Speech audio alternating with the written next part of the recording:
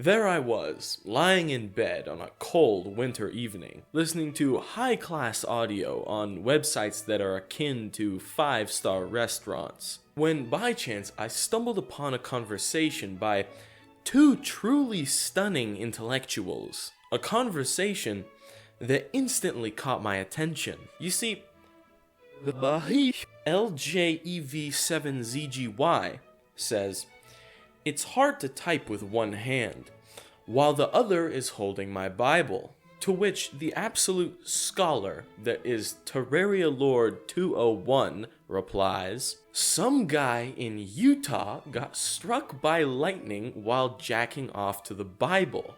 Now, my first thought reading this was, yeah, right, there's no way a dude jacked off to the Bible and then got struck by lightning.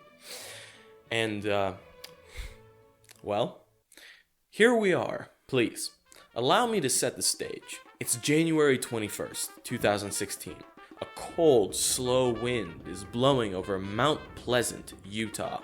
Gray clouds cover the sky, and John Taylor, a 66-year-old man, is out hiking. Now, Mr. Taylor was no stranger to hiking the trails of Mount Pleasant. In fact, he regularly brought his Bible out with him for meditation. Only on this specific day, while John was repenting and believing in the gospel, he came across a certain verse, specifically Ezekiel 19:20, which reads, "Yet she became more and more promiscuous as she recalled the days of her youth when she was a prostitute in Egypt. There she lusted after her lovers, whose genitals were like those of donkeys, and whose emissions was like that of horses." Anyways, as Mr. Taylor read this on the hiking trail, he got a wee bit hot and bothered. So hot and bothered, in fact, that he unzipped his pants and started wanking right on the middle of that hiking trail. So there Mr. Taylor was, looking at the Bible and beating his meat like it owed him money. And then, mid-stroke, a flash of light fills the sky, and the force of 300 million volts of lightning crashes down into Mr. Taylor. For a moment, Mr. Taylor feels energized, and then numbness sweeps his body, and he falls unconscious. Hours go by. Stop playing with yourself. That's you feel me? For all the fellas in the chat.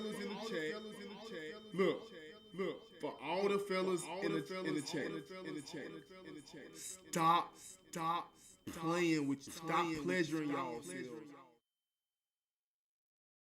And then he awakens in a hospital bed. Park rangers had found his unconscious body and had transported him to a local hospital where he was subsequently cared for. Shortly after regaining consciousness, he gave a moving speech to local reporters.